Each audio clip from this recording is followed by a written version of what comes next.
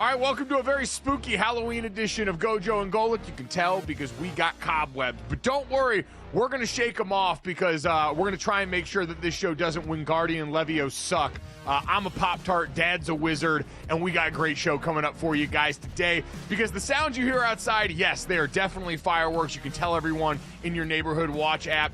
Because the Dodgers have won the World Series, they win their 8th off the back of some pretty inexplicable Yankees mistakes that we'll get into. This is one of the fattest shows at camp, and so we will give you a definitive breakdown of the best Halloween candies to be on the lookout for and their corresponding NFL teams. And more weird quarterback news from yesterday. Someone wants to play without practicing, and Shane Steichen and Anthony Richardson do not sound like all is well in Indianapolis. We got a great show coming up. Let's get to it.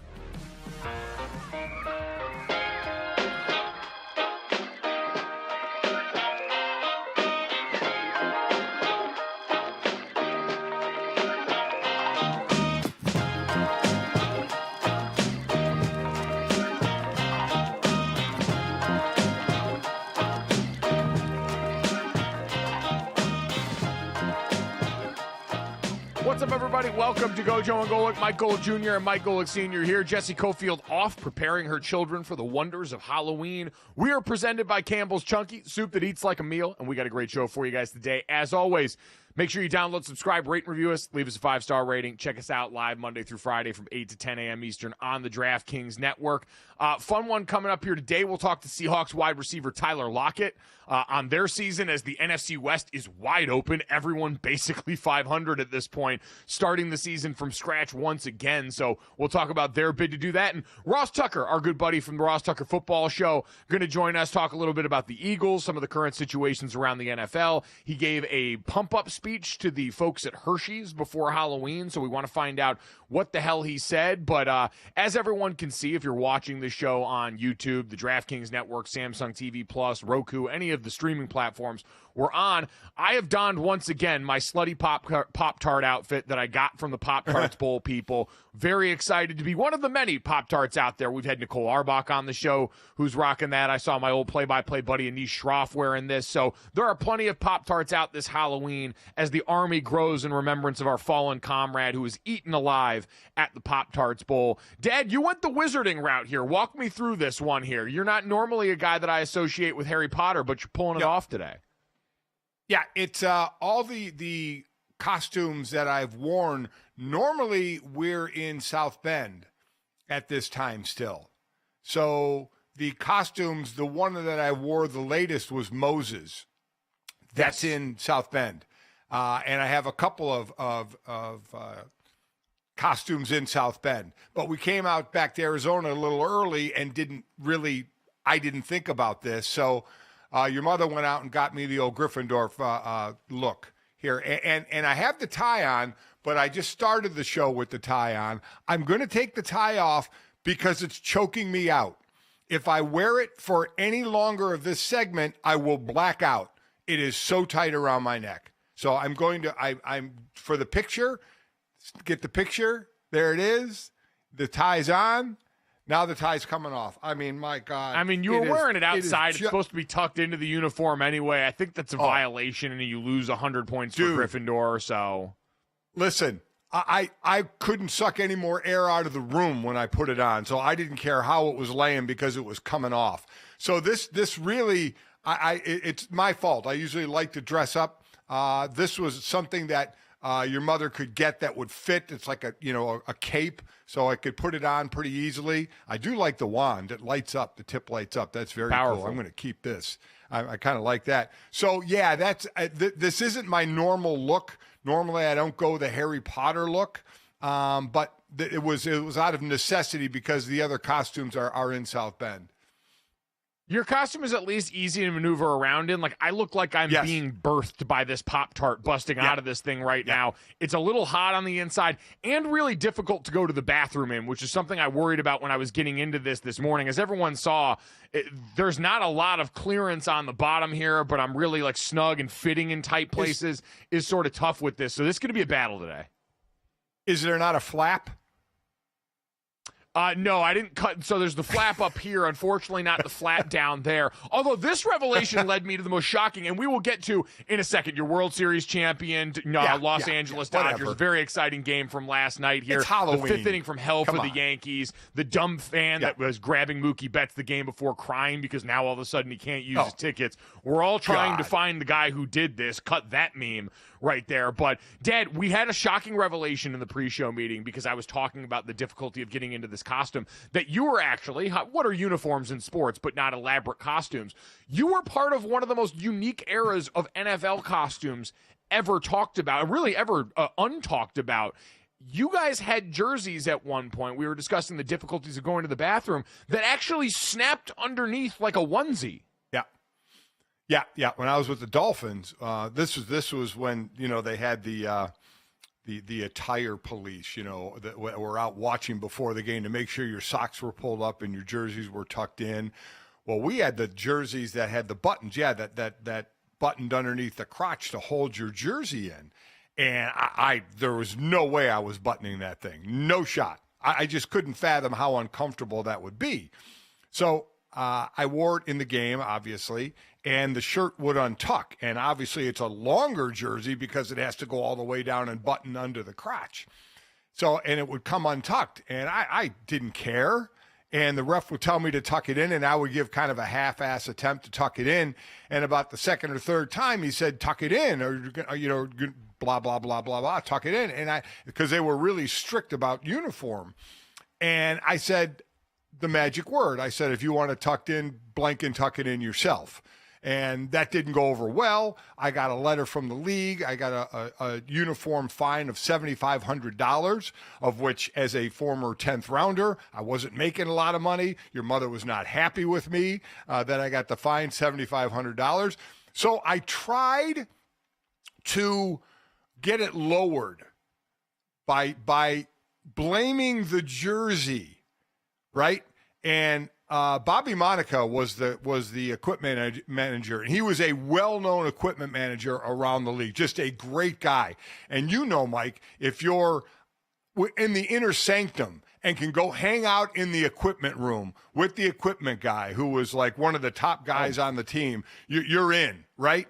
And I was in. I would go have coffee every morning with Bobby, me and a few guys. It was my 9th year in the league. I was in. And I tried to because I was more afraid of your mother than Bobby. So I tried to get the fine lowered or rescinded by blaming the jersey. And it didn't work. I still had to pay the $7,500. And B, the next time I tried to go in the equipment room, my picture was literally on the door with an X through it. I was excommunicated from the equipment room. That hurt. So your mother was mad at me at home for $7,500 that I wasn't getting. I wasn't on the inner sanctum anymore. It wasn't a good day. It was not a good day. I had to really work to get back in the good graces with Bobby. I eventually did, but not after having to, basically, appeal my case to him. There's a lot of great stuff here. One, the fact that you were more worried about working yourself back into the good graces with Bobby Monaco versus my mom, who was also mad at you for the $7,500 fine here.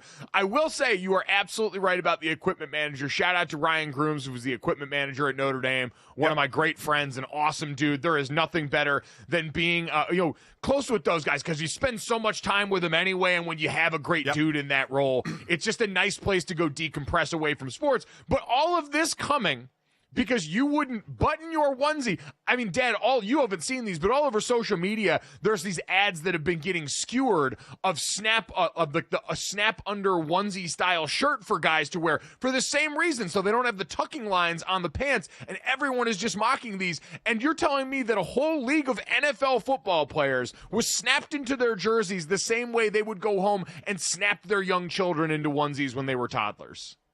Yeah, these were buttons. These were actually buttons. They weren't snaps. You had to button them. And there was no way. I just imagined the chafing that was going to go on and just wouldn't do it. So after that, I kept tucking my shirt in. When it would untuck, I would tuck it in, because I didn't want to get fined again or in trouble again with my wife or with the equipment manager. So I tucked it in. Yeah, I don't think it lasted long, those jerseys. It was all in the effort of keeping the uniform looking clean and tucked in. And we see how that's changed. Guys don't even tuck it in now. They have the undershirts that hang out long underneath. I mean, that would have been so fined back in the day. I mean, the people out before the game making sure your socks were right, or your shirt was tucked in was unbelievable. And they were normally former players that would be hired by the league to be the police around there, walking around and making sure your towel had to be only X amount of inches, that if you had a towel on your waistband. I mean, the rules probably still apply, but I don't think they're enforced nearly as much. The NFL is so sick for taking and weaponizing former players and the various roles that they do to police current player behavior here. It is truly monstrous, sicko stuff. So there you go. Halloween costumes somehow ended in your favorite NFL players from back in the day, dressed like babies there. Dad, I don't know how many of the Dodgers were dressed like babies last night, or how many of them were alive the last time the Dodgers won the World Series in 1988 for a whole season. We know they had the 2020 World Series that they won, that it still counts. I know a lot of people try and devalue all the COVID-era championships, but as a lot of the guys that were a part of that team said, they didn't really get a chance to celebrate that one because of all of the constraints of society at the time. And so for the Dodgers now, Dad, they go out and get it done last night. They get a comeback win. They win 7-6 on Wednesday night in a Game 5 where, Dad, the Yankees finally did the things that we had been waiting for them to do. Aaron Judge goes yard in the first inning. Him and Jazz Chisholm hit back-to-back home runs to get them out and get an early lead for once in this game. And a fifth inning that I'd imagine will haunt the Yankees for the rest of their lives, Dad, ultimately undermines this. A 3-error, 5-run inning that allows the Dodgers to tie the game. And while the Yankees would eventually take a 1-run lead again off Giancarlo Stanton late in the game, it still allowed the Dodgers back into this one in a way they were ultimately able to capitalize on and win. Freddie Freeman wins the MVP, which is unsurprising given what he pulled off in this World Series. A 300 batting average with 4 home runs and 12 RBI. That 12 RBI tied a major league record in the World Series. So, Dad, this is kind of the age-old question, because for the Dodgers, what an incredible celebration. But as we legislate this game itself, they were probably always going to win this series. A 3-0 lead in the series made it feel inevitable. But when it comes to Game 5, this felt a lot more like the Yankees lost this versus the Dodgers won this. Yeah, and I'm sure the Yankees came to the building with their bags packed, right? I mean, that's the attitude you have to have, because the next 2 games, if there were going to be 2 games, we're going to be in L.A. So you're coming to the stadium with your bags packed, thinking we're going to win this, we're going to make it 3-2, and we're going to go back to L.A. and continue this series. That's the attitude you have to have. And they came out like the Dodgers would normally come out, or Freddie Freeman would normally come out and homer early on and have an early lead for the Dodgers. But it was the Yankees after the 3rd inning up 5-0. And you're like, okay, they have this under control. Garrett Cole's pitching well for them. And then, like you mentioned, the 5th inning, if you didn't see it, I mean, the 3 errors, they weren't tough plays either. I mean, They were literally like, oh, my God, plays. The first one, a line drive to Aaron Judge in center field, a routine play. He just closed his mitt too early, and it bounced off his mitt. Anthony Volpe at shortstop takes a routine ground ball with runners on 1st and 3rd, and he's going for a force, or 1st and 2nd. He's going for a force at 3rd and throws it in the dirt for an error. And then there's a grounder to Rizzo, the first baseman, and Garrett, who has to, it's hard hit, and it goes deep to first base, almost by the outfield. And Garrett Cole doesn't cover first. Rizzo starts to run to first like he's going to underhand toss it, and Cole's standing there halfway in between the mound and first base. They both had to be going, what the hell is going on? So 5 runs, all unearned. And then Freeman gets a RBI. Hernandez gets an RBI after that. And like you said, they took the lead back. But, man, that just had to, or the Yankees took the lead back, but that just had to absolutely stun the Yankees that they were even in that position. The Dodgers get a couple of sac fly runs in the 9th inning, or in the 8th inning, I mean, and then Walker Buehler on 2 days rest comes and closes out the game, 2 strikeouts in the 9th. Yeah, I mean, this was a tale of everyone sort of a war of attrition on both sides. The Dodgers used 7 relievers in this game, including Walker Buehler, to go out in that moment. On the other side, Tommy Kahnle got beat to hell for the Yankees, and then you get Luke Weaver coming in there to try and save the day. So everyone was sort of exhausting all options. And, Dad, I guess, taking away for a second from that 5th inning from the Yankees, that again is going to be the defining moment of this game. The Dodgers were the better defensive team the entire series, and so for that to ultimately be the reason why the Yankees lose, a team that had overcome sloppy mistakes on defense and running the bases all year long, seemed to be poetic justice. For the Dodgers on the other side, Dad, winning the war of attrition also really part of this team who, hey, listen, I understand. They spent all this money in the offseason, one of the highest payrolls in baseball every year, if not the highest, a team that can buy their way to victory, which I know a lot of fans of small market teams certainly don't like. But you look at this team in particular this year, losing Tyler Glasnow, Clayton Kershaw, Gavin Stone, Emmett Sheehan, all the season-ending injuries in that pitching rotation, having Freddie Freeman hurt his ankle before this playoff run gets started and basically having to treatment his way through the entire run, including this World Series where we saw him leg out important plays, gut through that. Shohei Ohtani was banged up and injured in this series after that slide into second that hurt his shoulder. So this team dealt with injury all year long. And while they certainly had the depth that comes with their finances, I still think on a micro level, when you zoom in on this, what that team was able to grit and gut their way through was pretty damn impressive. Yeah, listen, you still have to go do it. You can spend all the money you want, but you still have to get it done on the field in a long season. Kevin Millar talked about it yesterday on our show about how long the season is compared to the football season, just how much you have to go through. So you still have to get it done. And they got it done. And they really got it done without their biggest money guy and best player in the game, Shohei Ohtani, was 2 for 19? I mean, he just had a horrible series and then hurt his shoulder, so couldn't be aggressive on the bases when he did walk or get a hit and get on. So that just shows you the depth. And listen, if you buy your way, if you have the money and you can spend it, I know in baseball it can be unfair, the haves and the have-nots, but we've seen the have-nots win occasionally to say, oh, so it can be done. But for the most part, it's going to be the haves that get there, but you still have to do it, and the Dodgers were able to do it. Freddie Freeman, who was the National League MVP back in 2020, becomes the 12th player to win a regular season MVP and a World Series MVP. 10 of the previous 11 are all Hall of Famers. Mookie Betts becomes the first active player with 3 World Series rings now in his time, which is pretty incredible. And Dad, you're right. This is a Dodgers team that still feels like it's just scratching the surface when all those guys are going to be healthy, when you're going to get Shohei Ohtani, who, by the way, escapes the clutches of the Angels and immediately is rewarded with a World Series. Someone make sure that Mike Trout is okay back there trapped in hell while he watched his former comrade and Shohei go do this. But, Dad, they're going to get Shohei back as a pitcher next year, so there's plenty of optimism that the Dodgers are going to be able to keep this train rolling and that they're just at the beginning of what could be another incredible run for them. Yeah, I mean, without question, the team they built is a good team. They'll probably add to it. You mentioned Mookie Betts. For those that don't know, he won the other 2 when he was with Boston with the Red Sox. So as Mike said, the only active player with 3 World Series. Yeah, I mean, there's no reason to think that they won't continue this train rolling. Again, with Shohei, like you said, going to pitch. I'm sure that his injury will heal up. He obviously continued to play, but he wasn't himself. But he was even not hitting well before that injury. So they showed their depth. They showed you can build a team and you can carry it out and you can win it. Congrats to them. They did. Congratulations, your 2024 World Series champion, Los Angeles Dodgers. I am going to brace for World Series parade traffic coming up here at the end of this week. Coming up next, we'll brace for Thursday Night Football. Someone warn Al Michaels.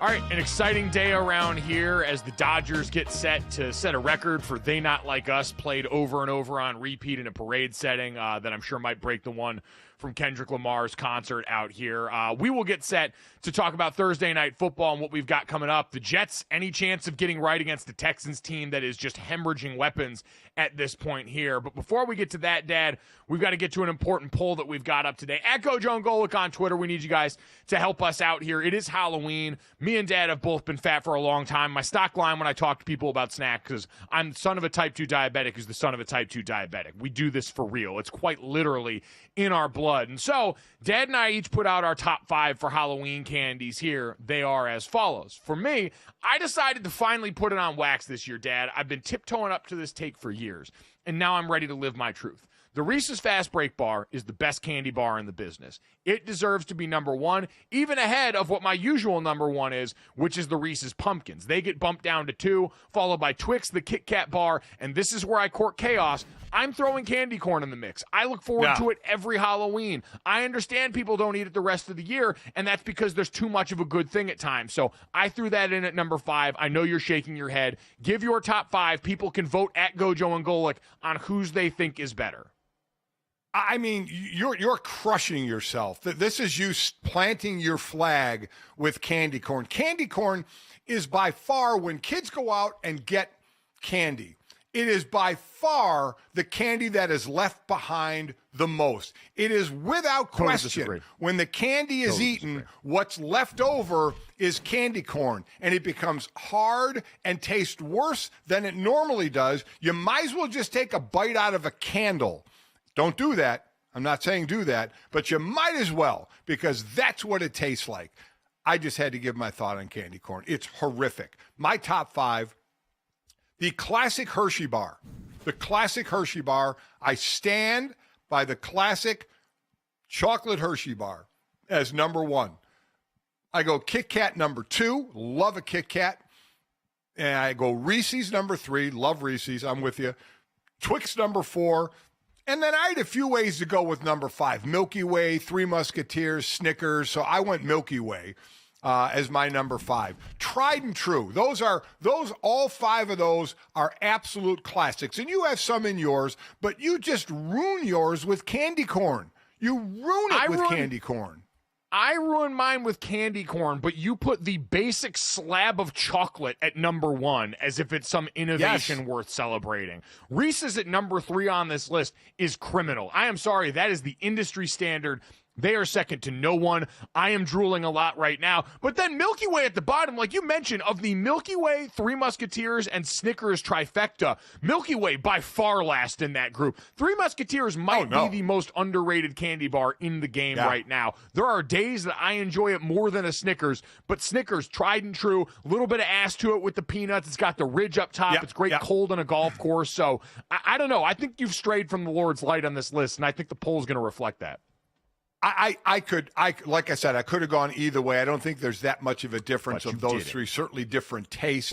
A Kit Kat, I like a Kit Kat at number 2. You know why? Because you can share a Kit Kat. There's 4 bars. You can share a Kit Kat. And when have you ever in your life shared a Kit Kat? Never, but that's beside the point. People aren't all fiends like you and I, okay? Where I took a 10% tax off of your kids. And by the way, that goes forever. That's not just, well, I guess it should be only when you have to go out with your kids. When your kids can go out by themselves, you stop taxing their candy. Though I think you should still, fair enough to tax it some. But when you take your kid out, you get a candy tax, at least 10%. You get to skim off the top. And quite honestly, you gotta pick your favorites when your kid isn't looking.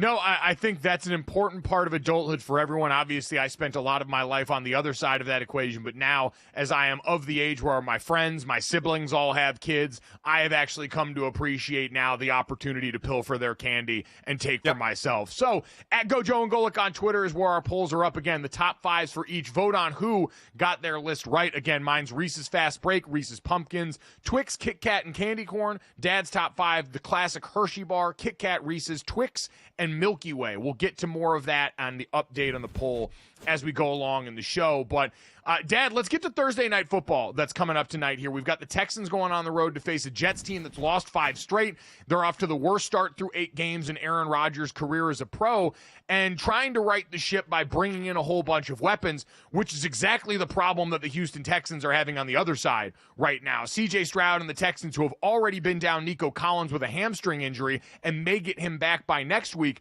we now learned the other day have lost Stephon Diggs at wide receiver for the rest of the season to that non-contact injury that he suffered in the third quarter against the Indianapolis Colts, Dad. Just a brutal blow for them. And so they come into this game now where C.J. Stroud has been under duress more this season than he ever was his rookie season. He's down his top 2 weapons. Tank Dell has not had the year that people envisioned for him as a supplemental guy in that wide receiver room. So both defenses we know can get after the quarterback. But, Dad, is this the best opportunity the Jets have had in a while to finally get off the schneid and reverse course for their season?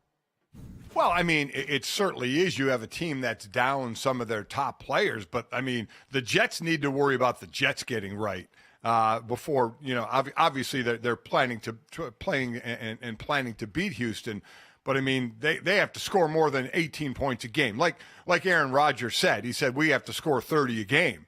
And their defense is good. The defense has given up, I think, 20 or 21 a game, but the offense is scoring 18 points a game. And nobody's coming in to help. They've exhausted all their moves, right? Yeah. On defense, bringing back Hassan Reddick. On offense, bringing in Devontae Adams. I thought, where is Devontae going to go? What team is he going to help? He's a complete ofer since he's been traded. So nobody else can come and help this team. And so I don't know where this team is going to get better. It's just going to be game by game. Do they play better? Do they execute better than they normally do? Again, the defense, 4th overall in yards given up. I think they're second or third against the pass, just giving up 161 yards passing in a game. So the defense somewhat is doing their job. They're not as dominant as I think they would like to be, but they're still doing their job. But the offense we thought was set. But Aaron Rodgers isn't Aaron Rodgers anymore. The offensive line certainly is leaky. But you look at from Garrett Wilson to Devontae Adams, to Breece Hall. I mean, they have weapons, but they just can't put it together. They just not scoring enough points. No, and I think it's going to be interesting where the rubber meets the road on this, because you look at this matchup, both defenses, great at getting after the quarterback, great at doing it with just the 4-man pass rush on both sides. Now, the Jets are going to be without C.J. Mosley in the middle still, it looks like, who had to go see a neck specialist now. There's a lot of concerns about his availability in the middle of that defense. But, Dad, both these teams can do the thing that's most helpful in football, rush 4 and get home to the quarterback. The problem is on the other side for the Jets, that stunted their offense a bit. Aaron Rodgers is actually the least pressured quarterback in professional football in terms of pressure percentage, because we know he gets the ball out of his hands incredibly fast. At this point, he's not as fleet of foot as he used to be, doesn't want to take the hits. On the other side, the Houston Texans are tied with the New England Patriots for the most quarterback pressures allowed in the league right now. This has been a group where Laramie Tunsil, who has been the guy that we pointed to as the capstone for this offensive line, a group that they've been trying to go bolster and get better, he was the guy that we said last year, hey, part of the reason C.J. Stroud was able to do so well is because he studied at left tackle, and that group gave C.J. Stroud time. This year, time to throw has been faster for C.J. Stroud. He's got the second fastest average time to pressure allowed by the offense. His air yards per attempt are down almost 2 yards this season. So you combine the lack of weapons with the increase in pressure, Dad, and it's made it a really difficult go for this Texans offense in a way that I don't think gets better against the Jets tonight without Nico Collins and Stephon Diggs now. Yeah, I mean, they're certainly hurting from who's going to step up. I did a comparison of C.J. Stroud's first 8 games last year, his rookie year, to his first 8 games this year. Remember, last year he was just starting out in the NFL, so certainly a difference of getting a year under your belt and starting this year. the 8 games this year, completing 66% of his passes, just under 2,000 yards, 11 touchdowns, 4 interceptions, been sacked 22 times. Last year in the first 8 games, around the same completion percentage, he threw for almost 300 more yards, 2,270 yards.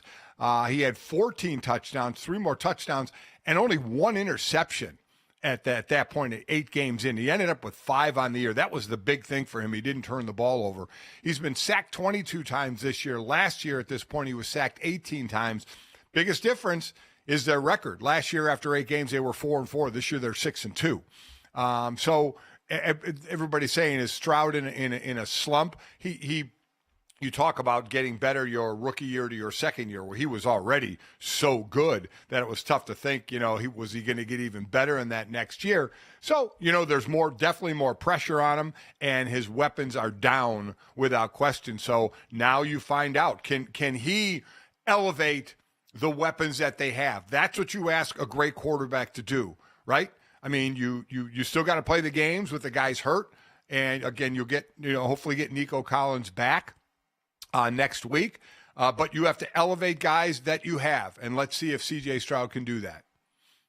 And to be clear, I think he's capable of that. Like, you go and watch him, and some of the throws he's still making under pressure are incredible. He's quite honestly going to do a lot of the things that Aaron Rodgers used to do. It's going to be so weird watching a younger version of Aaron, who, kind of like Aaron, was never a true dual threat in the way that CJ certainly isn't, but so adept at buying time and finding guys downfield, fitting the ball into tight windows. And so this is an interesting one for me, Dad.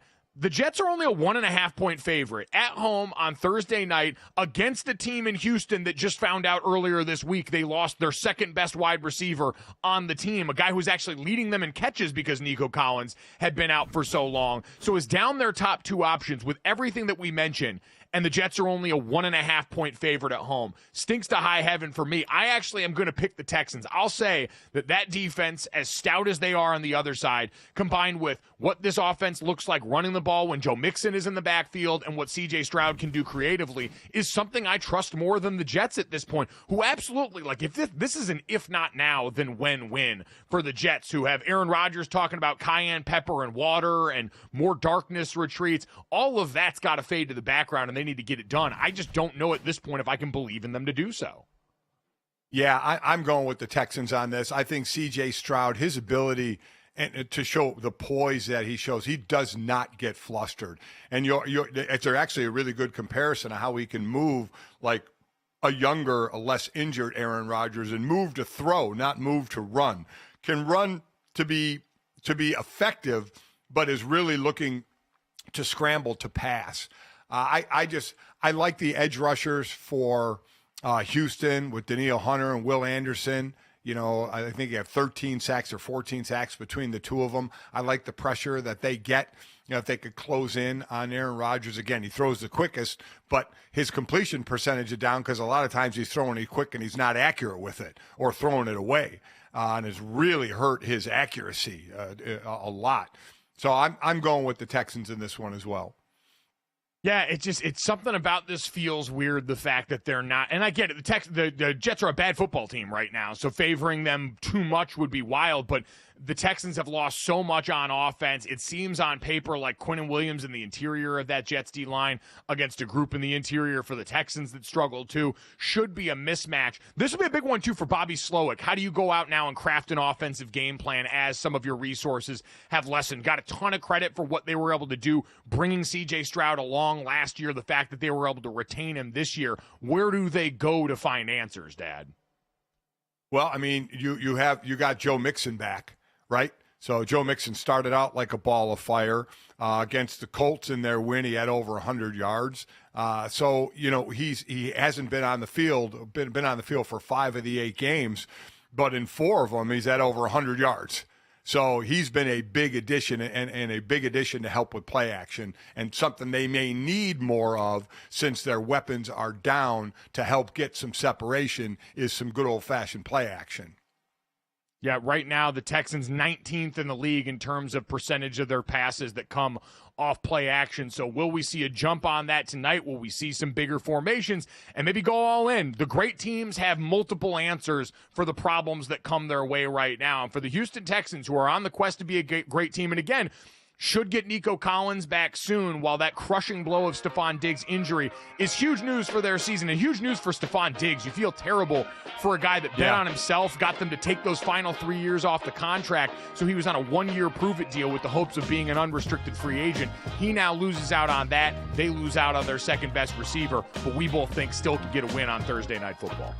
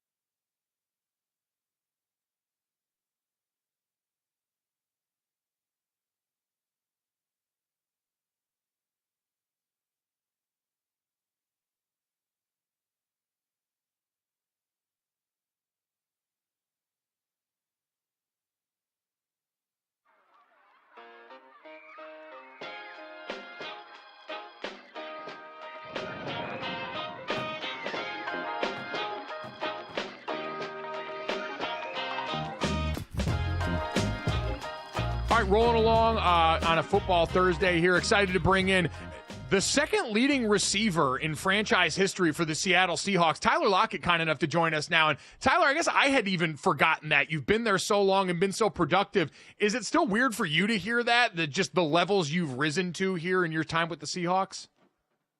No, not really. I mean, I think for me, it's kind of like my biggest focus has always been being able to play at a high level each and every year.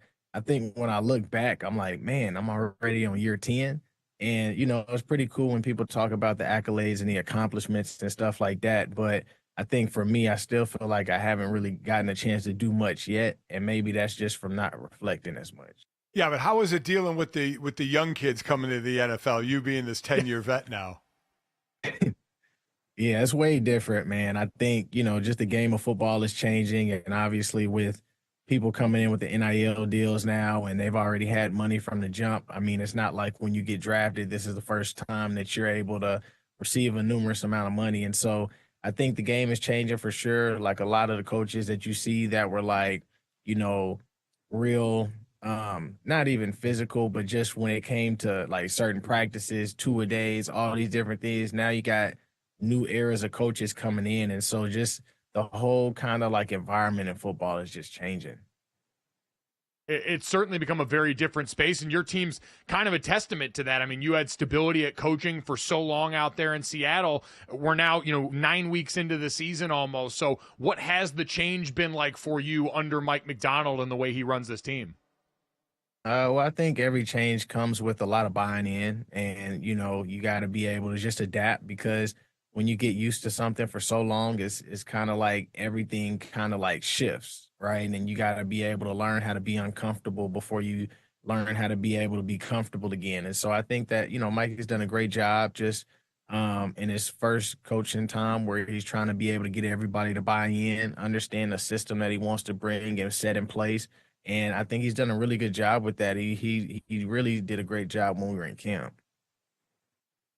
But the system really, I mean, it changed. You're going on your 6th year of looking at 100 plus receptions, and you're talking an NFL that has backs catching the ball, the backfield, tight ends being very involved. But you guys still are a wide receiver led team with 3 wide receivers, you and DK and Jackson leading the way. So it doesn't seem like the offensive philosophy has changed much.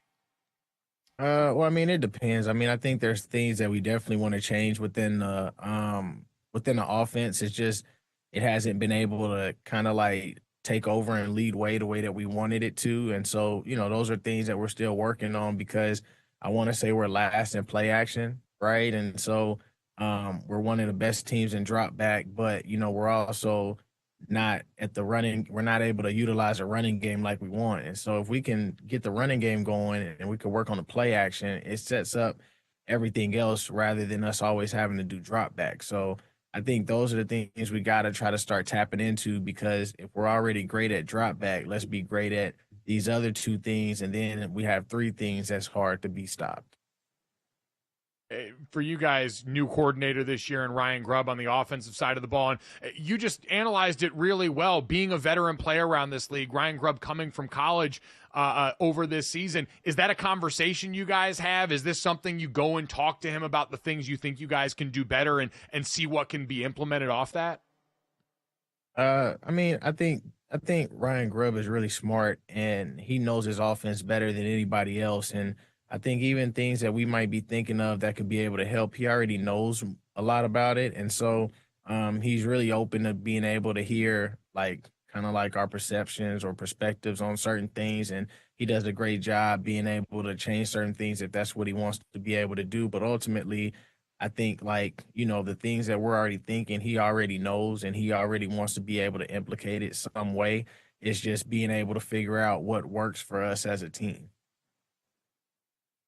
You look at your division right now, all 4 teams have 4 losses. And while, listen, there's 17 games and each one has the weight of it, your next 3 games are all division games. You have a bye in there as well, but all division games. Is that something that puts more focus on you guys? Well, I think just where we are now, it's almost back to a 0-0 record. And there were some games that we let slip away, and now we're kind of at a place where you don't have that benefit to let any game slip away anymore, especially when everybody in the division is kind of like at the same record. So I think at this moment, it's kind of like we got to be able to do what's necessary, and we got to do what we got to do to be able to come out on top on these games. One of those things has been you guys in the receiver room having to pick up more of a load. DK Metcalf been banged up here the last couple of weeks. How much does that change your role in this offense? How important is DK to what you guys are doing?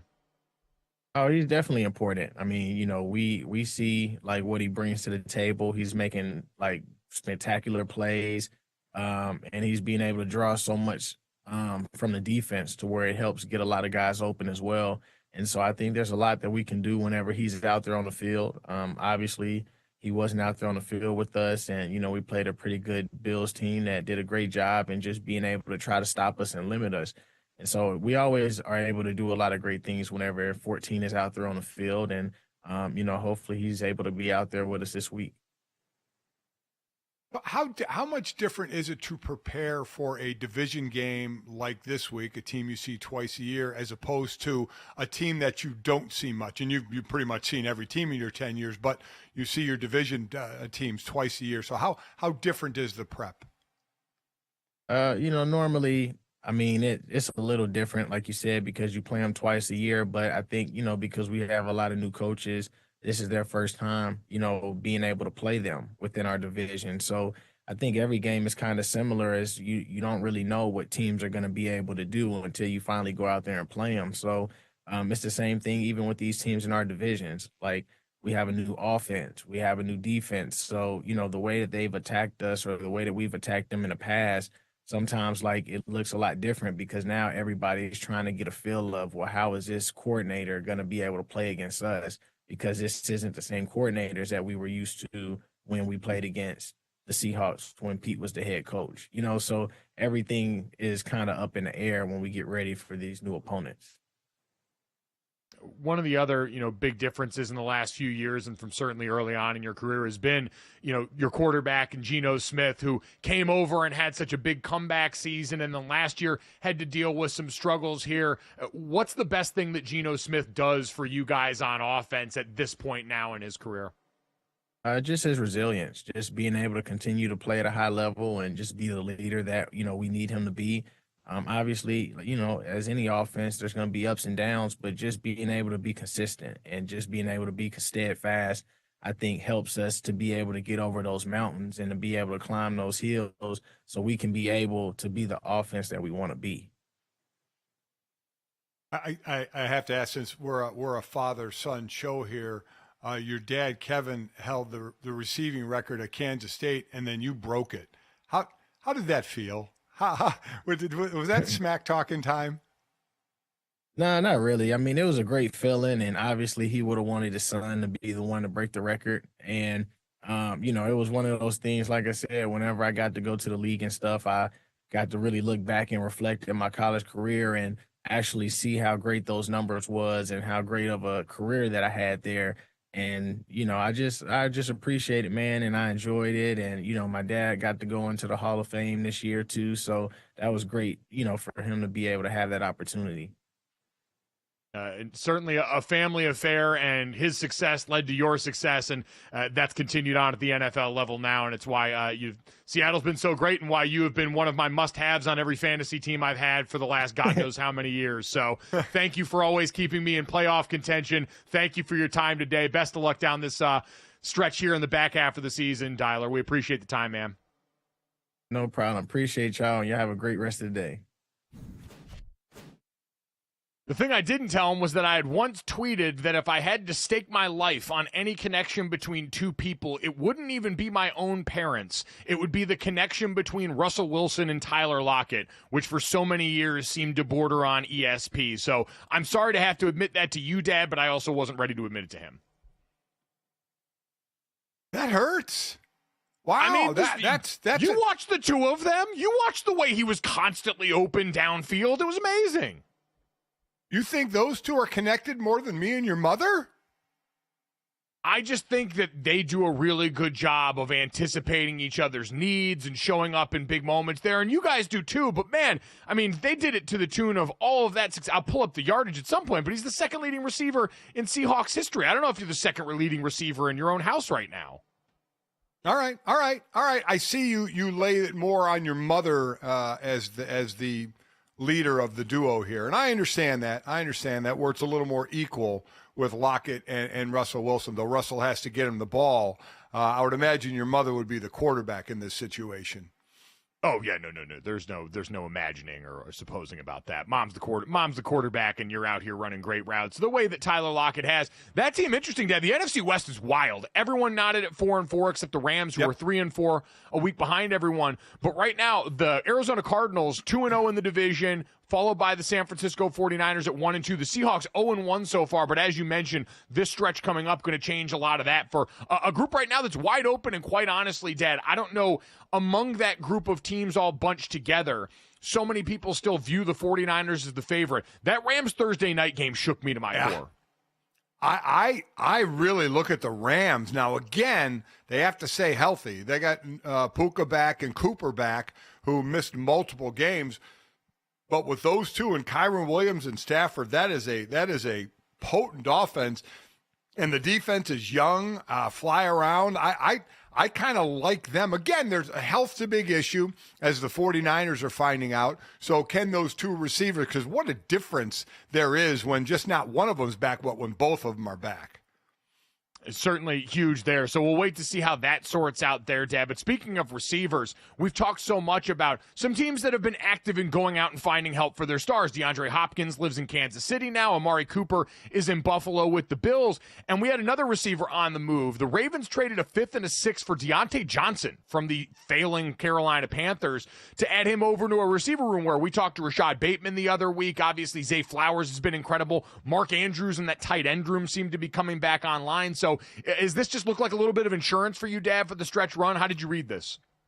Well, I mean, I look at it as getting a third wide receiver, right? I mean, because you mentioned it, Zay Flowers and Bateman, Zay Flowers is way out in front in catches with 41 and 61 targets. And next closest in targets is 35 in Bateman. So it's receiver heavy, but then Likely has 33 targets, 24 catches. Andrews, 27 targets, 22 catches. Even Justice Hill out of the backfield has 25 targets and 22 catches, but the third wide receiver, Nelson Aguilar, has 22 targets, but just 11 catches. So I think this is just to kind of bolster the wide receiver room a little bit. They have plenty of guys that can catch the ball, the 2 receivers, the 2 tight ends, the running back, but I think this is to bolster. Not to say, oh, wow, now they're over the top. Now they have it made. But it's just to solidify and, like I said, bolster that wide receiver room to have 3 viable targets. Yeah, I would say this one feels less dire than the other 2, whereas in Buffalo and Kansas City, you needed a wide receiver to step up and be your alpha in targets. Although in Buffalo, Keon Coleman, as of late, seems to be morphing into that guy more and more as someone that is a contested catch artist, is someone Josh can very much count on. But for Baltimore, this is kind of what we see good teams do all the time, is go and load up at a position where, hey, you would like some help, but it's not necessarily what you need. It's a low-risk, high-upside play for a receiver in Deontay Johnson that was great at getting open on his best days with the Pittsburgh Steelers. We know had some miscues in that locker room last year, him and George Pickens, and some of the things that made their way out of that locker room about their frustration, and then wound up in a situation in Carolina that just seems like it's been hellish for everybody involved. So change the scenery at a healthy organization, Dad, and an upside play for the Ravens that makes a ton of sense given where they're at right now. This is a team that we know if you're really going to address a need for them, it would be figuring out what's going on in the back end of that defense and maybe soliciting some help there. But you can only make the moves that are available to you on the board.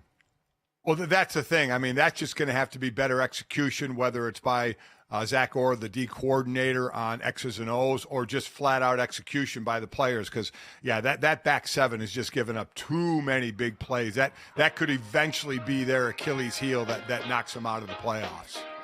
Well, they're hoping Deontay Johnson and some more big plays on that offense might be able to offset that, as they know they might have to win some shootouts down the stretch here as Lamar Jackson and that group try and get right for the final half of the season.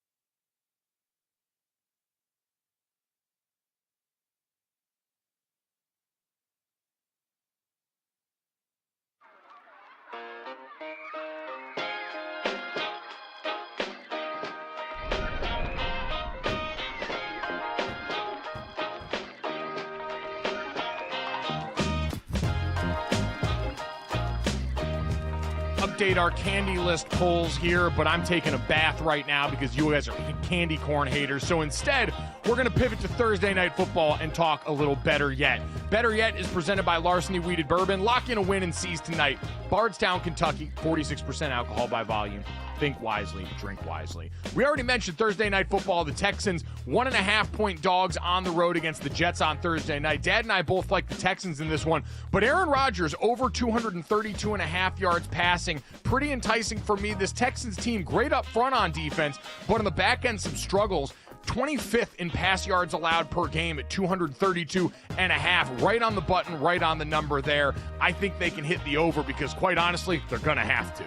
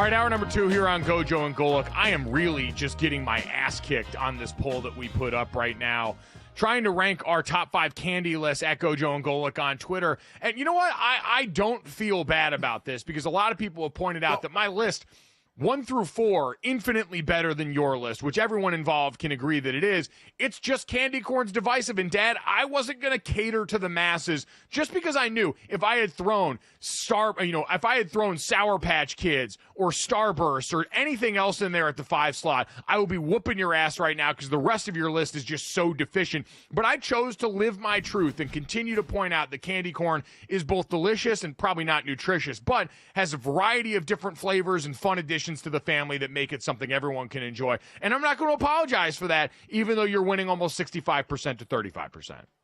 Listen, you can justify it any way that you want to say you'd be beating me if you didn't stick with your truth of candy corn, but that's not the truth. My list is just flat out overall better. Sometimes the classics are the classics. And I think people appreciate that I put Hershey bar as number one, just a classic chocolate bar. Your candy corn, you had no shot in this poll once you put the garbage candy corn in there. But I do appreciate you sticking with your truth. I do appreciate that. But, man, I just my list is so much better. Just so much better. You know what? The comments do not seem to agree. Chris Henfling, candy corn would be the death of any list. Not going to lie, Mike Golic Jr. from Bobby Anderson, your fifth pick almost toppled an amazing temple that you built above. Peter Tallow says, Mike Golic Jr., your contest was over when you inexplicably put candy corn in the top 5. One kidney, jiu-jitsu. Gojo had it locked up, and then in the 5th inning, Yankees with the candy corn pick. Red to sports poo. Not going to read that name, but Red was junior until I got to 5. Mike Sr. gets the dub because candy corn is cheek. So the results seem to indicate my list is better than yours. People just feel some type of way about candy corn. So take that for whatever you will. I feel like the victor here still.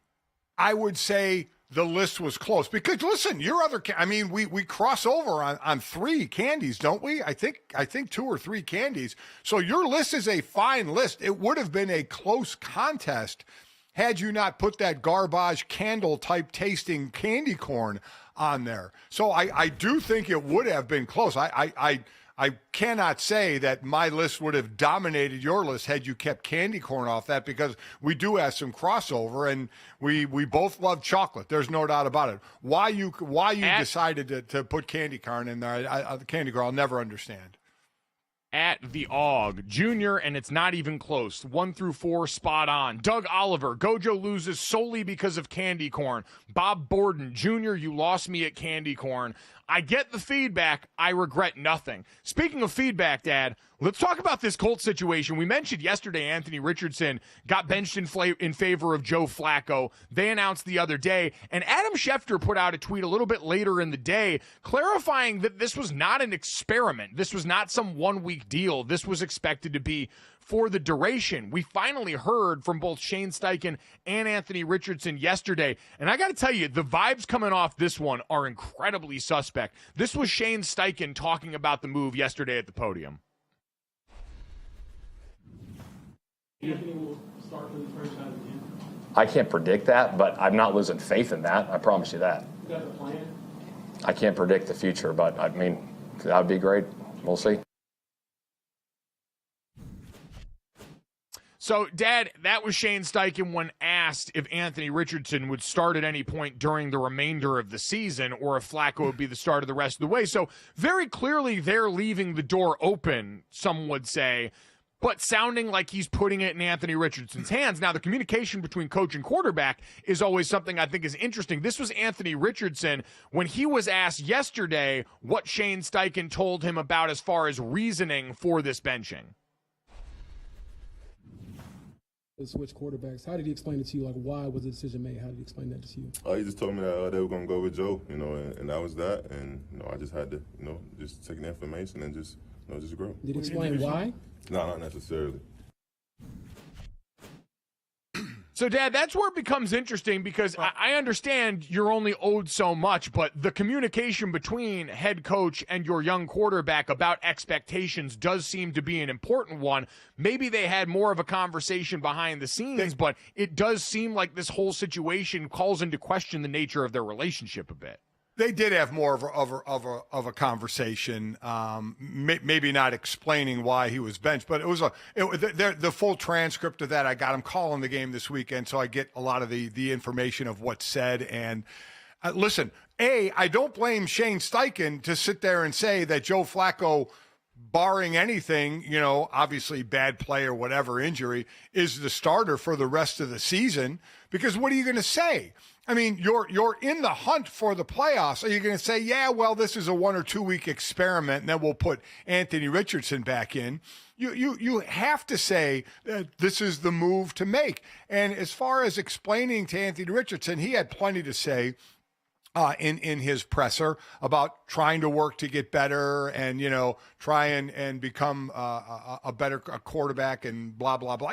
Normally things you would say in a presser. But, I mean, this is big boy football. I mean, you know what? I think he knows why he got benched. All right. And I'm not talking about tapping out. That might be part of it, but he hasn't played well. He hasn't shown improvement. This is professional football. I mean, I get it because of where you're picked. They keep going with you at times. But, I mean, they even pulled the plug in Carolina where they didn't have a shot for the playoffs. So to pull the plug here, at least for the time being, on a team that's in the hunt for the playoffs, I completely understand. And I completely understand Shane Steichen saying, yeah, this is for the rest of the season. I mean, you don't want to put an end game on, yeah, Joe's starting for 2 games, and we feel Anthony will be ready to go. We'll feel he's sat long enough to kind of collect himself, and we'll put him back out there. Why would you do that? Why would you say that?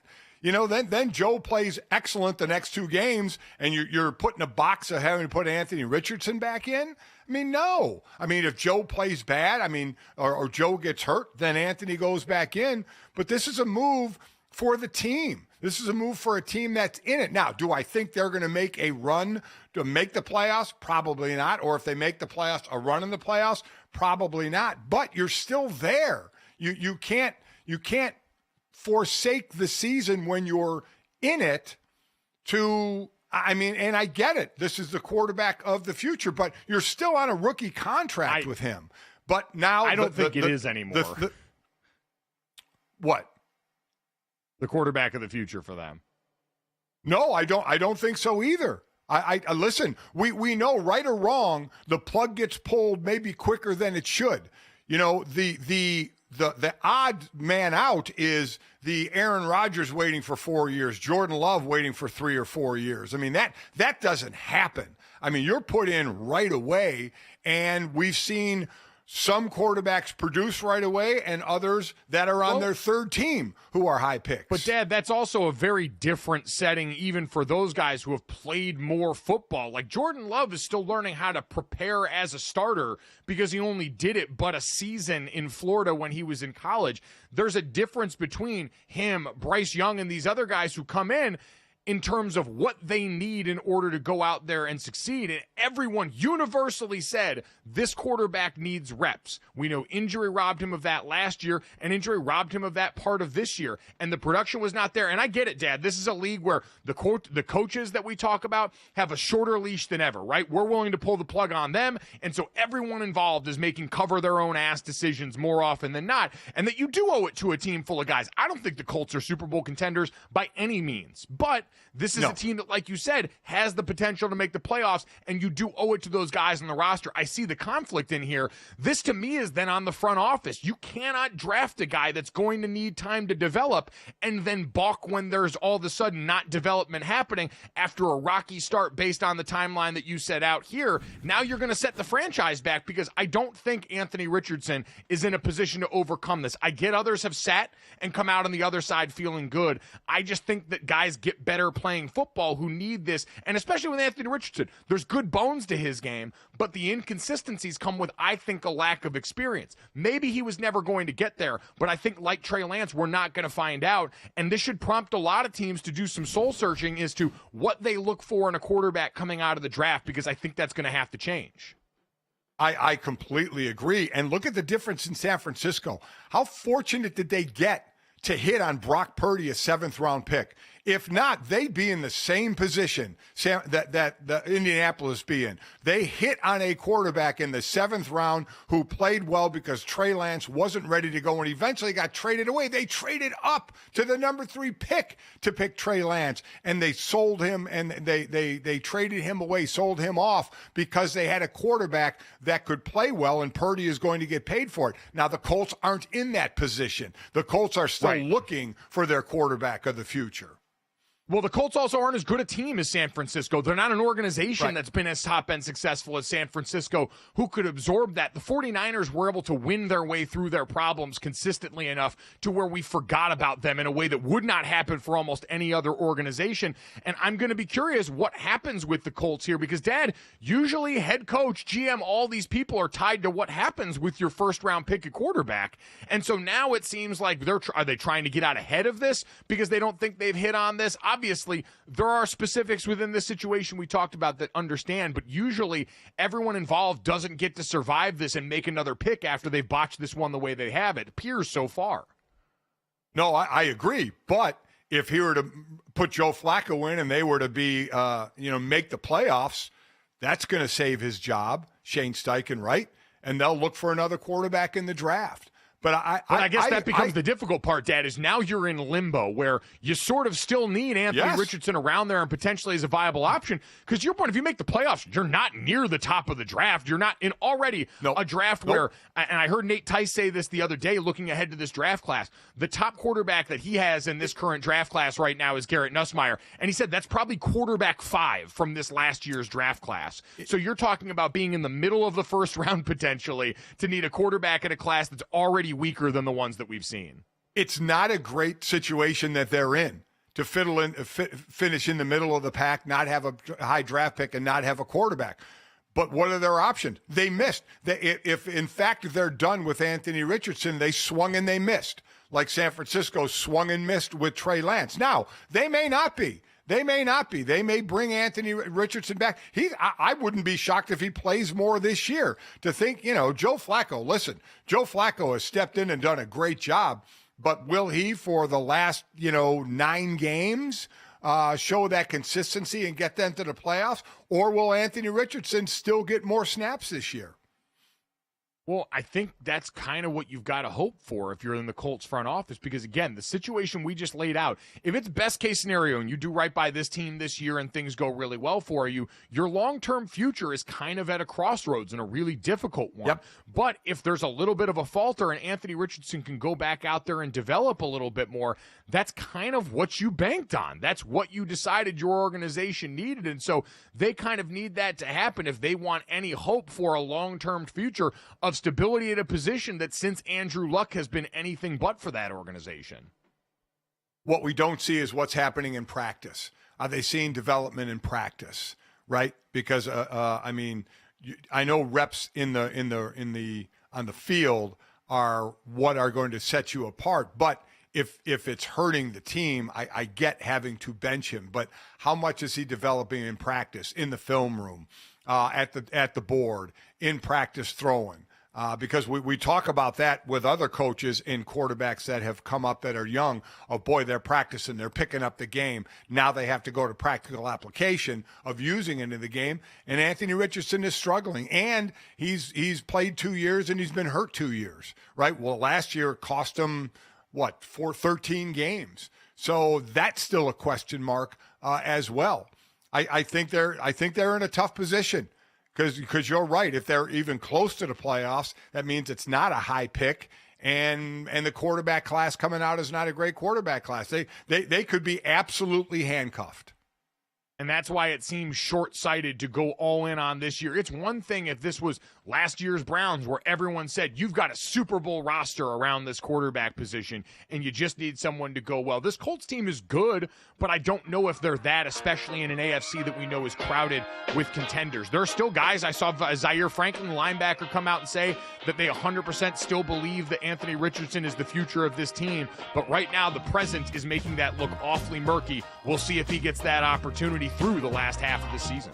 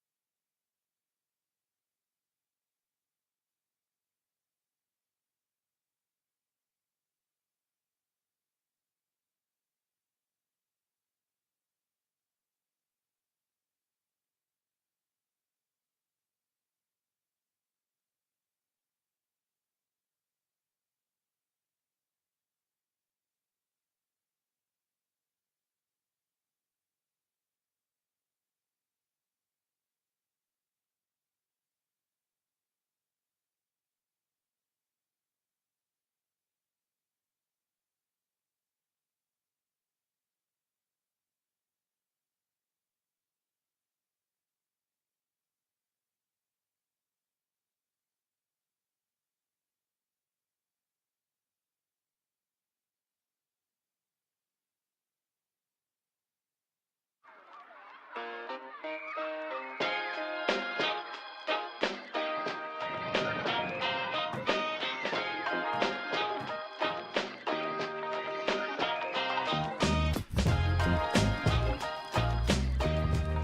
back to GoJo and Golic. Mike Golic Jr. and Mike Golic Sr. Happy Halloween to everybody getting ready to go out there. And before we get to some interesting sound from Jordan Love, the Packers quarterback, Dad, a happy World Series championship day to anybody named Will Smith. My mom is shadow producing the show at all times, texting us a stream of things and information that sometimes make it, sometimes don't.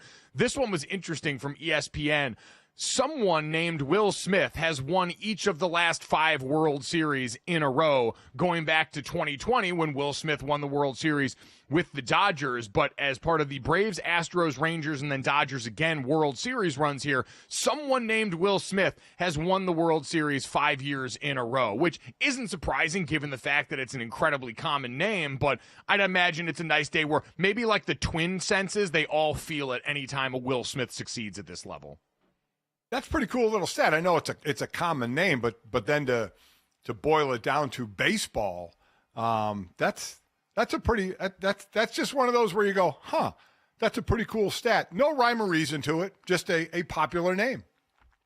And that's all we'll do here, and then transition seamlessly to talk about the Green Bay Packers. Green Bay in an interesting spot, Dad. Last week, the Packers saw Jordan Love injure his groin early on in the game and then have to leave towards the end. Malik Willis ends up coming in and finishing out that game. He's played a few for them in the season, as Jordan Love was originally injured during the game they played in Brazil on opening night for the NFL. And now Jordan Love, who has been dealing with the after effects of that groin injury this week, is talking about something pretty interesting when it comes to his availability for the game this weekend. Take a listen. Better. I think every day there will be some improvements to it, but definitely feels better than it did on Sunday. With that said, you obviously want to play. How realistic is it that you can be out there Sunday? I think it's realistic. How comfortable would you be playing on no practice, if that's the route you guys go? Yeah, I mean, obviously, not practicing during the week is not the ideal format for trying to play. Yeah, not ideal for a number of reasons, Dad. And as they get set to face the Lions, listen, admirable what he did in game against Jacksonville to try and go and finish that one out. But now, and I get this is a division game, I get all the importance to it. Not practicing all week and what the effects would be like for a player, Dad, are certainly twofold. One, you obviously don't get, even in a limited fashion, we know the NFL today, not as much on-field stuff and not as much hitting live stuff as it was in the past. But still, that connection with your teammates, able to work through stuff in the game plan, it's something even close to resembling full speed. But then also, I just think the uncertainty of not really testing this groin in a meaningful way until all of a sudden you get up to game time where now, yeah, your team would have had Malik Willis out there practicing during the week, but to have to ostensibly go in with 2 game plans, maybe this is just gamesmanship in the lead up to this against the Lions to try and get them to prepare for both. But this seems like something where if it's still really bothering him, it's in their best interest to make sure he sits, tries to get this as good as he can to go down the rest of the season because they're going to need him, obviously. Yeah, only one division game already. They lost by 2 points to Minnesota. 8 games into the season. I completely agree with you. I mean, again, I'll say the 3 words, soft tissue injury. And if you don't let that thing heal and that thing going to aggravate you, it's going to cost you when it costs you when you need it the most. So you're right. If he's not practicing, that means he's not going full speed. And I don't care how much you try and simulate, but if he's not running full speed, not having to make quick moves out of the pocket if there's a pass rush, and just not doing what you just would naturally do under live fire, then for a soft tissue injury, that is just asking for a problem. And Malik Willis has done a nice job filling in. 3 touchdowns. Right. He has not turned the ball over. If Jordan Love is not ready, I would not go with him without practicing. And if he's not 100%, that's an injury that can linger for weeks if he yanks it again. So unless he can go and practice and run at full speed, because listen, he's not the only person that wouldn't practice, but the quarterback position's a different position without question. Others have sat and not practiced and played. But that's asking an awful lot. And with that injury and how he has to move, you're asking for trouble. You're asking for it to be a longer-term injury than need be. So if he's not practicing and can't go full go, I would sit him. I do agree with you, too. The way Jordan Love not does have to move, but just does move. It's a part of his game. He's not a statue that sits back there that might not have to worry about this. He is a guy that can be very sudden, buy time, and use his legs to help out with that passing game. So I'm with you. And they've got a bye next week, too. You could have 2 weeks off for Jordan Love to rest, treat, and do as much as he possibly can for a team that trusts their backup at this point. And I think that's one of the hardest things to get, Dad, is the opportunities. You don't want them to pop up where your backup quarterback comes in there, but when you've got a guy that now you understand, hey, this is how we operate when Malik Willis is under center. These are some of the changes that we've highlighted we make in the offense, but more than anything, you learn how to depend on that guy. And so for the rest of this offense, when he walks into the huddle, it's not something where you're adjusting on the fly. It's not something foreign to you. You've got real time under task and trust built up with this player.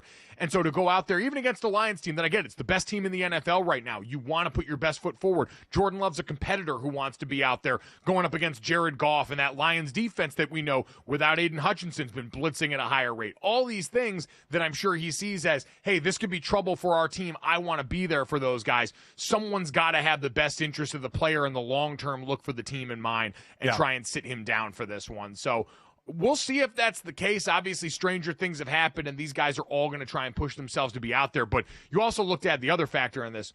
3 of the Packers' 5 offensive line starters, Rasheed Walker, Elton Jenkins, and Josh Myers, all did not practice on Wednesday. Neither did running back Josh Jacobs. Now, he says he's going to be good to go out there and is just ready to go. Plenty of these guys at this point in the season probably taking the abundance of caution, but you got a banged-up group in front of your quarterback as well. Just all the more reason to potentially take a look at this. Speaking of taking a look at things, let's take a look back at the poll. We've talked all day about Halloween candies here, Dad, the top 5 candies. Yours list still running away right now, almost 1,000 votes with 22 hours left to go, but you've got 65% of them in the top 5 Halloween candies list. And so while we were talking about Halloween candies, Dad, we did have a little bit of a setup here where we wanted to pair each team in the NFL, or a bunch of the contending teams at the very least, with their Halloween candies of choice here. And so I wanted to lay these out for you and see if you can tell me what you think about this, Dad, all right? Let's look on the NFC. Let's start here because we've got the Green Bay Packers going. And so what the candy comp is for each of these NFC contenders. I know you love Kit Kat, so I went for the Detroit Lions there. This fan base deserves and needs a break. It's a candy with a backbone the way that this team is. Strong culture candy. And that's not just because it's got 2 Ks. Dad, Eagles, the Sour Patch Kids. First they're sweet, then they're sour, then they're gone. 2022 is this great year. 2023 was a nightmare. 2024 has kind of been a mixed bag based off injury. The Packers, I went with your Hershey bar. Tried and true, stable throughout the ages. Make some minor tweaks here and there with some flavors, but ultimately you've come to expect a certain standard there. The Commanders are a Snickers bar, proud tradition, making some modern touches here, getting a little bit of a glow up in recent years. The Vikings are warheads. Brian Flores and that defense needs no introduction. The Bucs Airheads, fun, a little bit wild. They constantly reinvent themselves. There's so much variety. They've been a staple for so long. They've achieved at a high level, even if they're not a team that you necessarily associate with some sort of dynasty or anything like that. The Bears Nerd Gummy Clusters, I picked the most Gen Z candy possible because nerds have been around forever. They've accomplished a very lot of things, but now you get these new flavors on it the same way you're getting with Caleb Williams. And then the Falcons, I went with Dots. They're always there in the bag. Every time I pull them out, I think this might go different, and I ultimately end up disappointed. Yeah, I think Dots may be the second worst candy to candy corn. Dots and candy corn, they get so stale. They're the ones at the bottom, that they get left at the bottom of the bag. They're the last ones eaten. They stick in your teeth as well. I think he did a great job. I would have just flip-flopped Lions Hershey bar because I have Hershey bars as my best candy and Packers as Kit Kat. But I'm fine with Lions, Kit Kat. Eagle Sour Patch Kids is right on. I mean, you're just not sure what you're going to get. Sometimes sour, sometimes sweet. And I love the last 4, Warheads, Airheads, Nerdy Gummy Clusters, and Dots for Vikings, Bucks, Bears, and Falcons. I think those are really good picks for the type of team that they are. And yeah, Dots are just right above candy corn. to me. I mean, we always talk about the best candy. We should, I think we have discovered the worst candy outside of, and I mean candy. I don't mean people who give out raisins and apples and garbage like that. That's just, monsters. You do that, just, you know what? Don't give anything out. If you're going to give out raisins or apples or a toothbrush, God forbid, just turn your lights off, put a note on the door that said you're not home, okay? Don't bastardize Halloween, all right? Give the kids candy. Let them eat candy. You know what? They're all going to survive. I would agree. And if you're going to give them candy, we would prefer you give them the big sizes. We understand little kids sometimes need little sizes here. And, Dad, you brought up some of the difficulty that comes with candies like Dots, candies like Milk Duds that I actually like but get stuck to your teeth and can sometimes make the experience a little bit tougher there. I'll never slander Milk Duds, which is my number 2 movie candy of all time behind the peanut M&M. Yeah, agreed. But I understand the challenges that they pose. Yeah, sometimes you get that box in the movie theater, and there's nothing like movie theater candy, though it's really expensive. You get that box of Milk Duds, and all of a sudden you got a stale box, and you're like, wow. Because, man, there is nothing like a fresh box of Milk Duds. Definitely sticks less in your teeth and just tastes so good. I still have the problem. I buy candy before a movie, and I still have the problem of finishing it before the movie even starts. That's, to me, just standard operating procedure at this point, whether it's candy, whether I buy some of the movie theater nachos with the cheese that's definitely not real cheese but tastes like pretty good cheese. It always gets finished during the preview. There's 17 minutes of previews before most every movie. It might even be longer now, but that's been industry standard for most of my lifetime. And that's way too long for me to sit there. Plus, I don't want to be doing all my crunching when we actually get to the movie. God forbid it's a serious film or something where people have to like wait through quiet moments. I don't want to be the guy there munching away. So it's equal parts. I have impulse issues, but also I want to be respectful of my fellow movie patrons. I do want to pay homage to the AFC, Dad, quickly. We only did the top 4 for the AFC, but walk with me through these. I feel pretty good about these ones, too. The Ravens, I went with M&M's. Again, classic candy, something that's been around for a while, constantly reinventing itself, can throw a ton of different variety at you, different colors, different fillings. It always keeps you on your toes, much the same way this current iteration of the Ravens does with Lamar Jackson and Derrick Henry on offense. That defense was so innovative last year, so they never get settled. They're never resting on their laurels. They're always trying to find a new way to push it. The Bills, to me, are Twix. Always the bridesmaid, never the bride. We talk about them. They're never really in number 1 contention on our list. Right. Even though they've got all the makings of it, all the base ingredients, real sturdy, quite literally 2 lines of scrimmage, the way the Bills are built this year. And so for the Bills, I would go Twix. The Chiefs, I would go Reese's. The standard is the standard. Right now, they are the preeminent dynasty and franchise of the NFL. And we've talked about them in that very Patriot-esque way of being able to morph to whatever the situation or their roster needs. Right. Reese's has by far the most depth and breadth of their catalog in terms of the variety they can afford you. And then the Steelers, I went 3 Musketeers because it's another classic that's been there forever that I think every time you go and take a look, the way we did this last week when the Steelers managed to go and do what they did on all 3 phases of the game, a candy bar that on its best day might be better, again, I say, than Snickers, than Milky Way, than the other things in its weight class here. And so I think that's perfect for the Steelers team that, especially under Mike Tomlin as of late, might not be chasing Lombardis as much, but always in contention.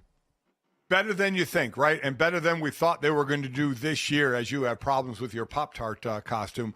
Yes, you have really nailed the candies to the teams. The Chiefs with the Reese's and all the different shapes of Reese's and how they can morph to what they need to be. And the Bills with the Twix, just always a bridesmaid, never a bride, never really the number 1 candy, but right there. I think you've done a great job. I really have nothing to add on the candies. These are all quality candies. These are all top-of-the-line candies that get eaten in the first day. You know, for those that save their candy, that will bag it up and put it in the freezer, you're going to eat some right away. You're going to eat M&Ms. You're going to eat a Twix. You're going to eat a Reese's. You're going to eat a 3 Musketeers, a Kit Kat, a Hershey bar, a Snickers on the first night. Those won't be, and then the extras will be frozen. But those are the go-to candies. I do like that as the distinction, the first night candies from the Halloween bag, because you're absolutely right. While Jesse Cofield, our wonderful partner here at GoJo and Golic, has talked about maybe not letting her kids have the candy after the first night, we were a family that held on to it till its dying breath, and there are waves of deployment for candy. Coming up next, we'll talk to a man who got to speak directly to the candy folks themselves and also covers the NFL. Ross Tucker with us next.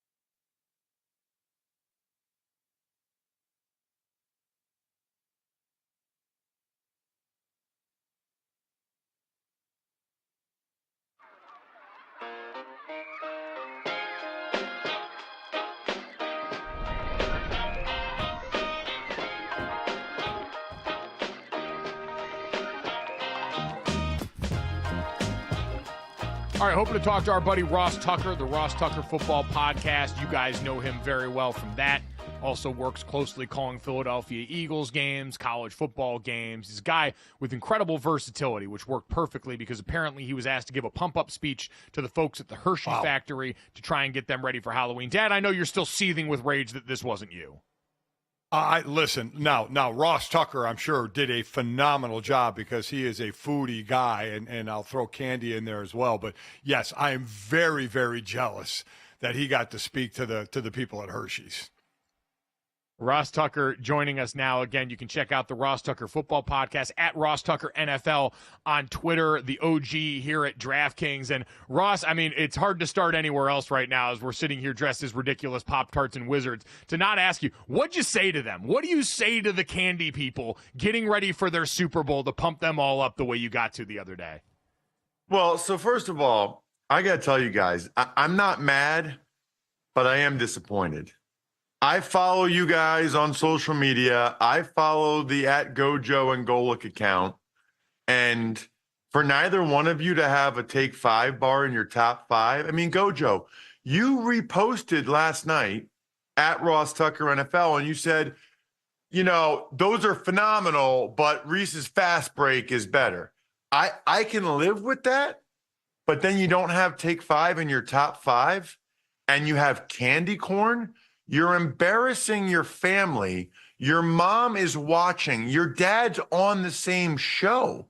And yet, Senior, you're not any better. Milky Way at 5? Thank you. Milky Way? Ridiculous. Hey, Golic, Senior, do me a favor.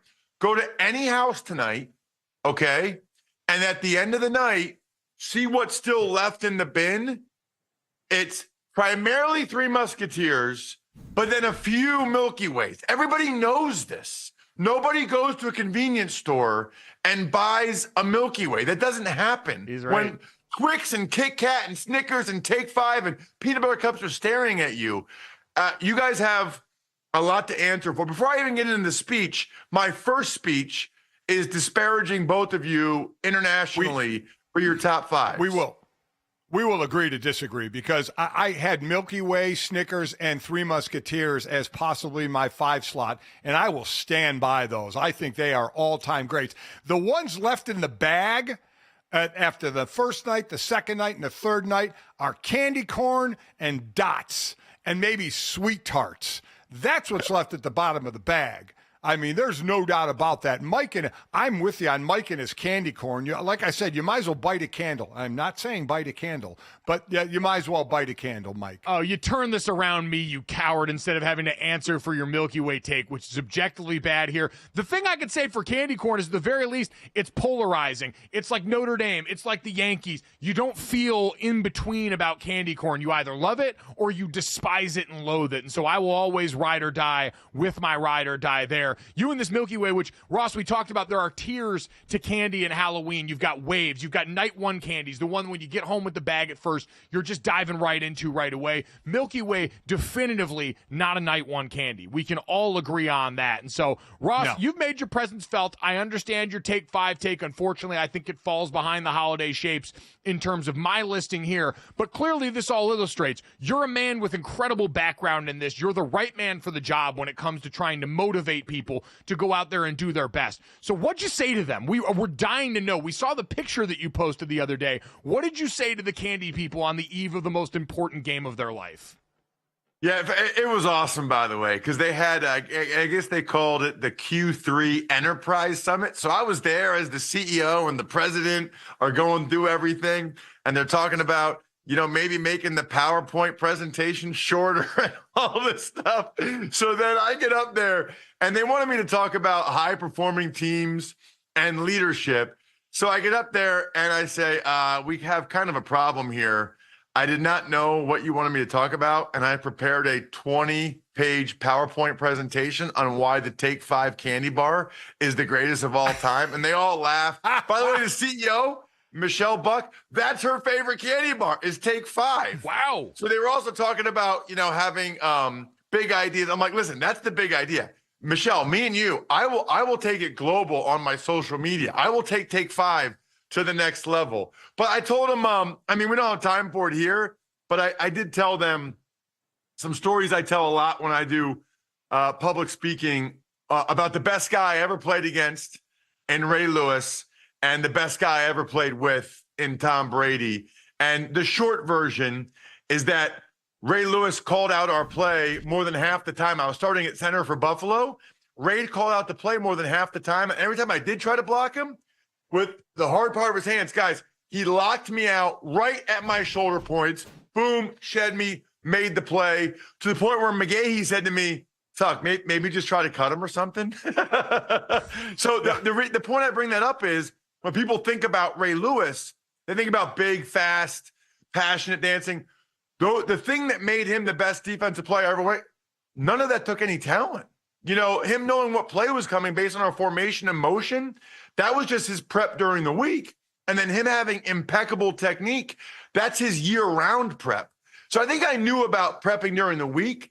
What Ray, I think I learned from him was that you're also constantly preparing year-round. And then the Brady thing, you guys maybe I told you this before, 18 years of football, never played with a guy that took the quarterback center snap as seriously as Brady.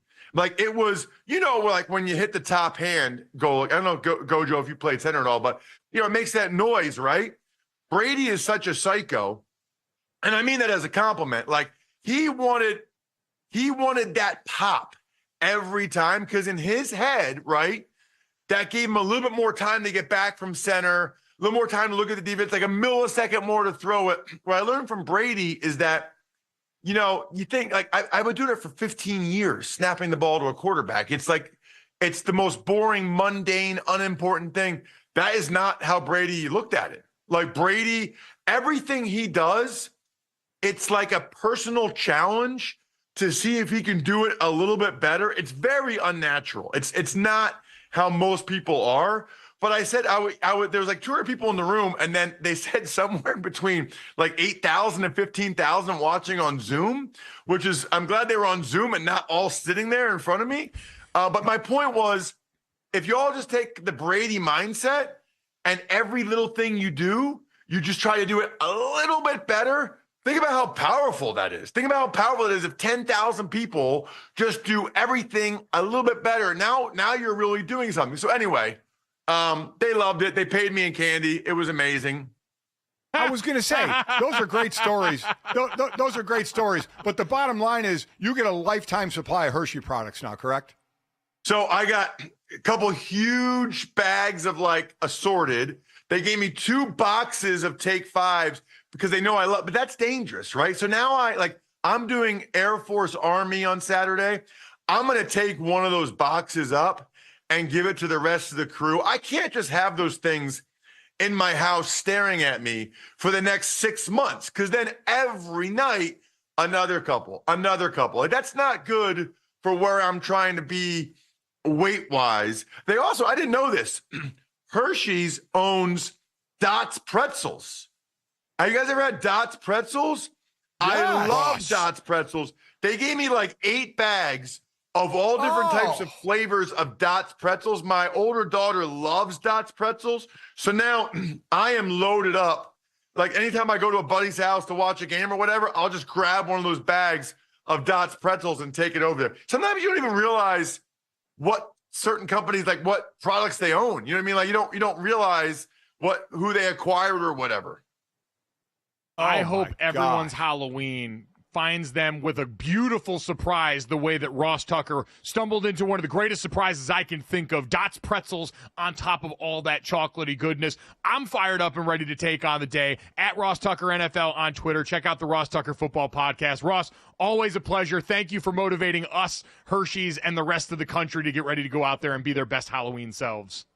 I love it. I love that you guys brought me on for my true expertise and not football. And hopefully by the end of the show, I know you guys have like 10 minutes left, you can reassess your number 5 options on your list. There we go. We've got homework from Professor Ross Tucker on the candy front, as I am now just salivating, thinking about the Reese's Caramel Big Cups in my pantry.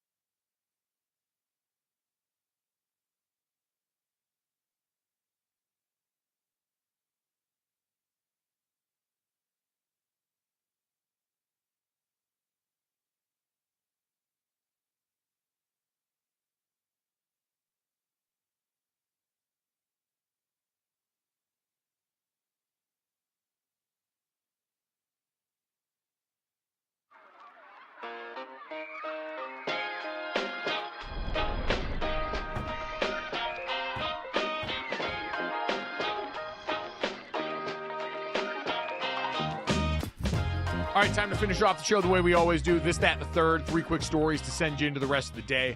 Make sure you download, subscribe, rate, review the show. Leave us a 5-star rating. Check us out here live Monday through Friday, still 8 to 10 a.m. Eastern on the DraftKings Network, our YouTube channel, Samsung TV Plus, Roku, and a number of wonderful places. If you miss us there live for whatever reason or any of our great guests, thank you to Ross Tucker from the Ross Tucker Football Podcast for coming and breaking down his speech to the Hershey's Company, and Tyler Lockett, wide receiver for the Seattle Seahawks, stopping by, the second all-time leading receiver in Seahawks history, and chopping it up about their season. You missed those. Check it out wherever you get your podcast, or available right here as soon as we get done on YouTube.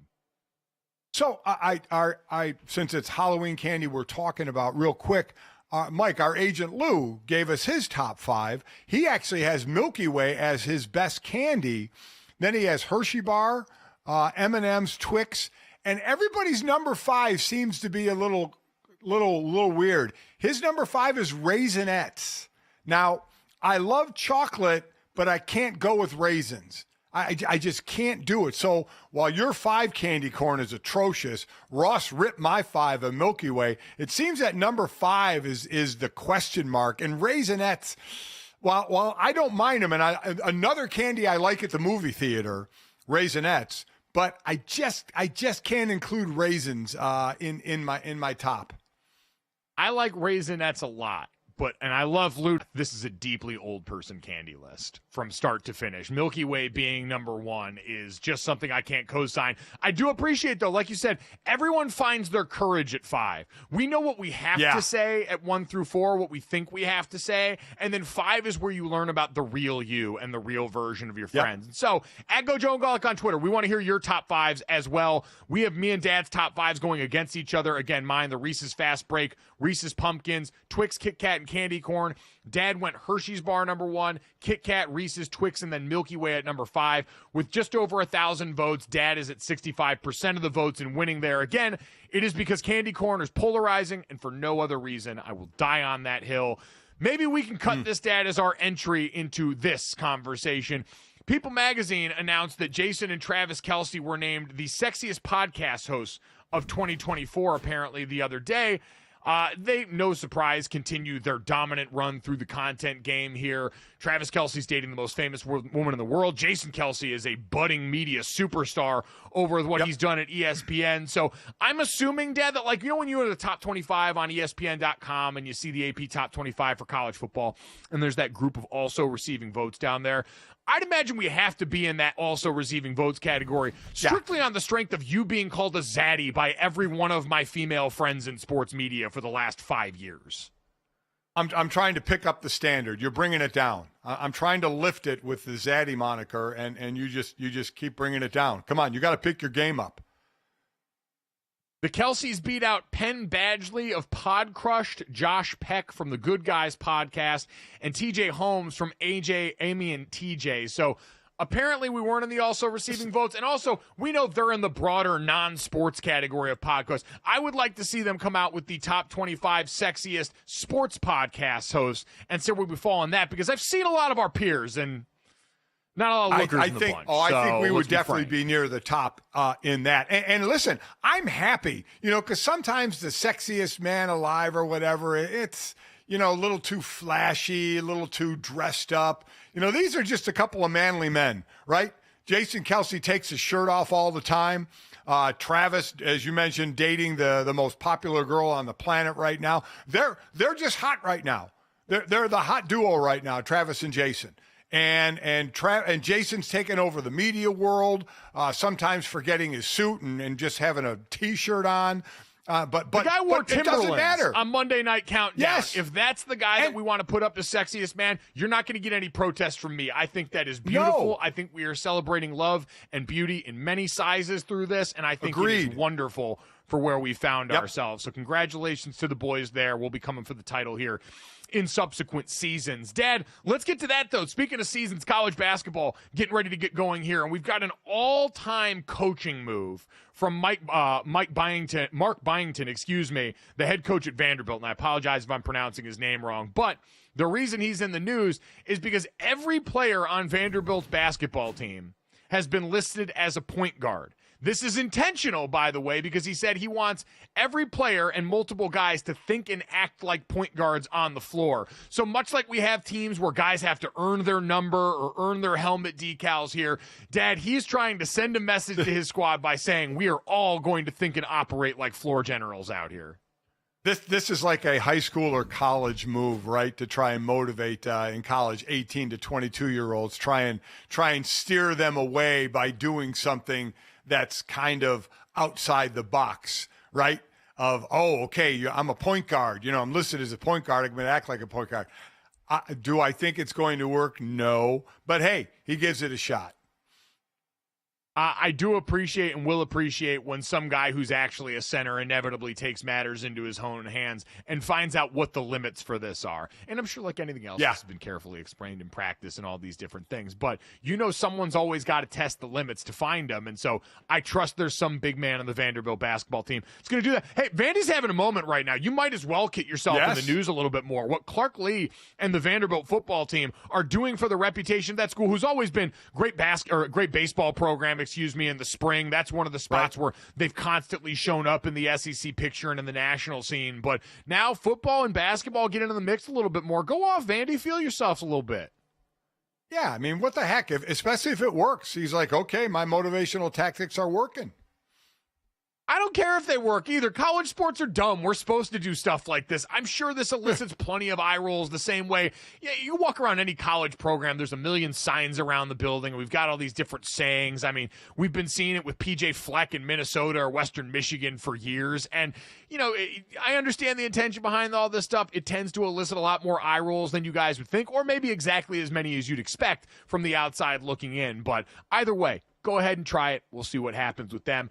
Dad, let's get to the third here. Now, you and I showed up for Halloween today. Dad, for anyone that hasn't noticed since the beginning, because he took off his tie, he went more wizard casual for the day here. But Dad is dressed as a student at Hogwarts. I guess you'd probably be a professor. You've aged out of the student range of this. So Professor Golic, probably another teacher, professor of the dark arts, since they go through those like chump change around there at Hogwarts. I am obviously a Pop-Tart, joining my comrades Nicole Arbach and Ish Schroff, Sarah Spain's husband Brad also. So we've got a lot of people in the Pop-Tart army here. Our friend Jessie could not be here for today, but she did take the time to send us in her costume for the day. Shout out to Jessie for channeling all of the Olympic goodness here and going as Raygun from the Olympics, the Australian break dancer that took the world by storm. Dad, I'd imagine we're not seeing it. This is a still photo that we've got right now, but I'm sure she's got the moves to match. Oh, yeah. Yeah, I'm sure she has a move just like Raygun to match. That's a nice pose. That's a nice outfit and a nice pose. You appreciate a good quality costume. I remember doing Mike and Mike at ESPN. Your mother would absolutely buy the costumes because ESPN budget never allowed us to get good costumes. But like Step Brothers, where the mask wasn't of movie quality, your mother got us movie quality costumes, from being Batman and Robin to the Hulk to Dumb and Dumber. There's nothing like a good costume. There's nothing like a good costume. I was always amazed. Your guys' budget versus, I remember Michael Smith and Jamel Hill on His and Hers broke the bank on Halloween costumes. Yes. If you want to talk about movie quality, that was the king and queen of Halloween at ESPN back in the day. Oh, we did the whole Anchorman scene of the fight of the different channels. I mean, they had to blow out the budget for that. That was, makeup, costumes, everything. That was really, really fun to do. You're right. Michael and Jamel, they did blow out the budget. That's why, your mother had to buy our costumes for Mike and Mike.